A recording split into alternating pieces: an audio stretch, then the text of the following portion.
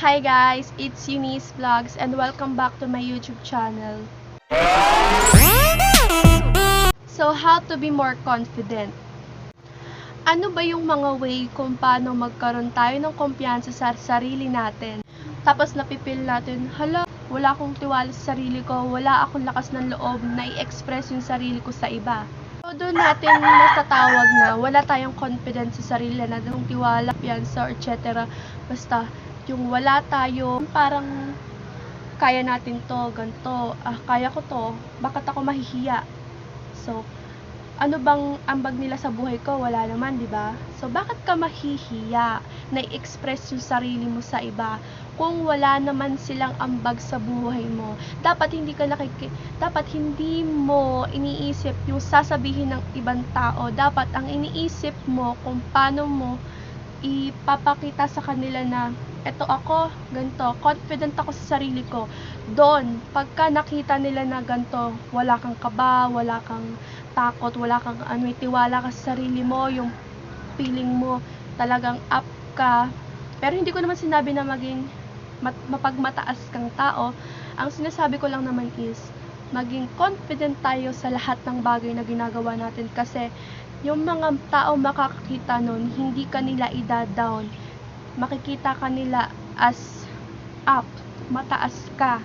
Yung how you express yourself to them, kung paano mo sila kausapin, kung paano mo sila pakitaan ng kilos, yung sa mga pagkakamali natin lahat, yung kasi we live in a judgmental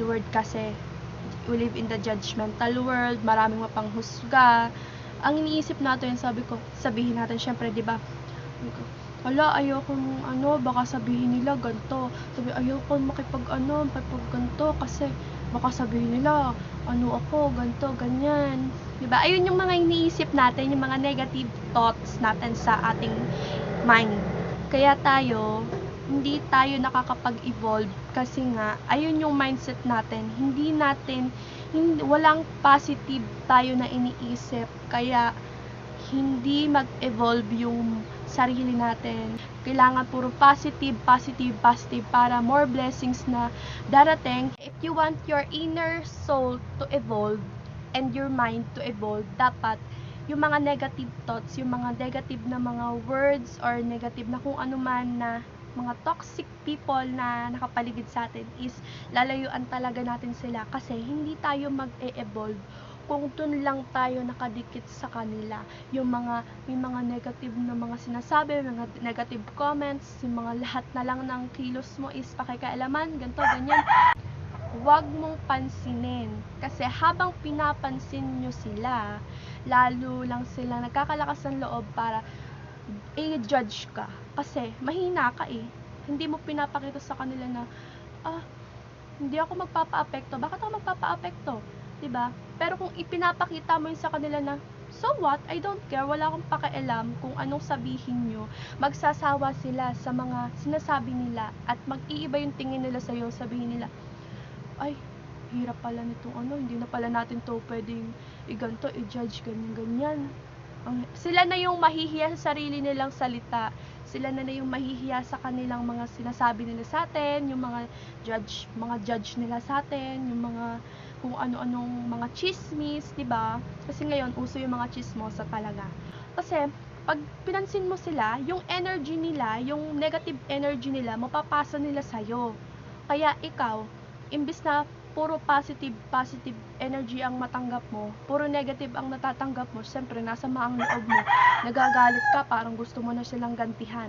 Pero kung hindi mo sila papansinin at hayaan mo lang sila, so talk and talk, magsalita kayo na magsalita, wala akong pakialam, I don't care kung anong sabihin nyo, diba? Ikaw, alam mo sa sarili mo na wala kang, puro positive lang nasa loob mo. Wala kang pakialam sa mga sinasabi ng ibang tao, kasi pag ayun ang ginawa mo, hindi mo masasagap yung negative energy nila, hindi ka maiinis sa sarili mo, hindi ka mahihiya, hindi ka magkakaroon basta hindi ka mahihiya, magkakaroon ka ng confident na sabihin mo, so, ano ngayon, di ba? Ano naman ngayon kung pag-usapan ka nila? Kasi experience ko talaga yan, yung mga ganyan, kinukwento ko sa inyo, experience ko talaga yan. Tas kung paano ko alagaan yung anak ko, sabihin nyo, ayan, yung pinapabayaan niya yung anak niya, yung ganto, ganyan. Ayan, hindi niya inaalagaan yung asawa niya. Pero hindi naman nila nakikita yung nangyayari sa loob ng bahay. Chismis lang nila yon. Nararamdaman ko talaga yun noon. Sobrang sakit talaga sa akin. Halos umiiyak na lang talaga ako sa gabi. Ganyan. Tapos, minsan yung asawa ko tulog na, naiyak na lang ako bigla. Yung anak ko tulog na. Tapos parang nagigilty ako sa sarili ko. Feeling ko sobrang mag-isa ako. Ganyan. Kaya, minsan hindi ko kinakaya. Parang, gusto ko na lang na, umalis, ganto, ganyan. Ayun yung mga nararamdaman ko, sobrang nasasaktan ako, feeling ko naiipit ako dun sa situation na yun, kaya nag-move ako sa isang place dito kung saan walang mga toxic people, kasi pag hindi ka aalis sa area na yun, talagang masasagap mo talaga yung mga negative energy nila. Ikaw lang yung masasaktan, ikaw lang talaga yung sobrang sa sarili mo, maaawa ka na sa sarili mo kasi ginaganon ka nila, di ba? So, kaya napag-isipan ko, lumipat kami sa isang lugar kahit maliit, kahit maliit lang na bahay, basta hindi matitrigger yung loob mo sa mga naka-surrounded sa'yo na people. Ayun. So, ayun lang yung inaano ko. Kaya ngayon, medyo nagkaroon din ako ng, peace of mind dito.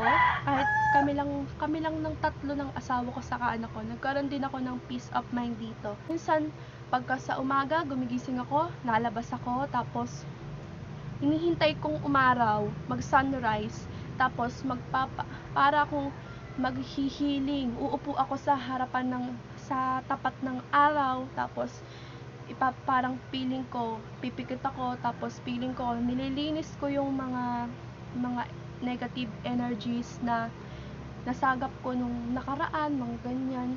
Tapos, ayun, magkakaroon ako ng magandang araw.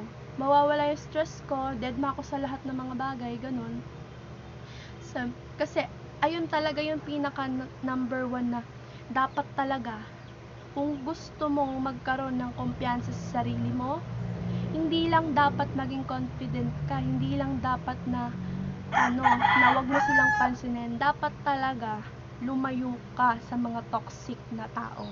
Kasi pag naandun ka at hindi ka umaalis, kahit anong gawin mong hindi pagpansin sa kanila, talagang masasagap mo yung mga negative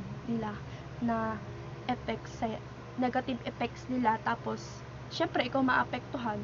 Ganyan, maiinis ka, magagalit ka. Kapag nagalit ka, nainis ka, at nagsumbong ka sa family mo, ganito, ganyan, ikaw yung lalabas na masama. Alam nyo kung bakit? Kasi wala naman silang ginagawa eh. Parang pinapalabas nila na, hindi naman kami ganyan, ganito, ganyan, di ba? Minsan may mga ganyan, may mga taong pabiktim talaga. Tapos, syempre, ikaw na nagalit, ikaw yung masama. Kasi nagalit ka eh. Nagalit ka sa kanila. Syempre, nakita nila yung ugali mo na ganon, kaya ang lalabas na masama is ikaw. Kapag pinansin mo talaga yung mga ganong bagay, yung mga ganong tao, talagang walang mangyayari. Isipin nyo na lang, kung wala kayo ngayong pera, wala kayong pagkain, ganito, isipin nyo, magkakaroon ako. Magkakaroon ako hanggat may buhay, may darating na blessing. Hindi dito natatapos yung buhay ko. Kasi hanggat buhay ka, meron kang kayang gawin sa buhay mo, sa sarili mo. Kaya mong baguhin yung sarili mo. Kung ano ka noon, ipakita mo, i-acting mo lang. Sa umpisa, talagang mahirap na magpalit agad basta i-acting nyo lang talaga, yung parang ina-acting mo na may confident ka, ganyan, para ka lang nasa movie. Pag inacting mo araw-araw, ganun ang ginagawa mo, na uma-acting ka na may confident ako, ganyan, wala akong pakialam sa mga sinasabi ng tao. pagka inacting mo ng inacting yun, mapapansin mo na ikaw na yon. Nagiging ikaw na yung ina-acting mo. Magiging natural na siya sa'yo. Saka masasanay ka ng gawin yon, masasanay ka na deadmahin yung mga tao sa paligid mo na nakakapagpabigay sa'yo ng stress. Masasanay ka na. Hindi ka na mahihirapan. Huwag mong iisipin yung para kang baliw. Isipin mo, ako talaga to. Hindi ako uma-acting. Ikaw lang dapat ang nakakaalam sa sarili mo. Huwag mong ipapaalam sa ibang tao kasi once na pinaalam mo sa ibang tao, may masasabi sila. Masasabihin nila sa'yo, Diyos ko, ano lang yun pala, acting lang pala yan, ganito. Hindi na magbabago ang tingin nila sa'yo. Ganun pa rin ang tingin nila sa'yo. Kailangan talaga may privacy ka, sa'yo lang talaga. May mga bagay na kailangan natin gawin na sa atin lang talaga. Hindi natin kailangan ipaalam sa iba, hindi natin ipaalam sa social media. Kailangan sa atin lang. Ayun lang. So, ayun lang naman kung paano maging confident tayo sa sarili natin. So, kung nakukulangan naman kayo, pwede naman kayong mag-comment kung ano pa ba yung mga gusto nyong i-vlog ko, isabihin ko, ang mga experience nyo na gusto nyo ng advice, pwede naman kayo mag-comment sa baba.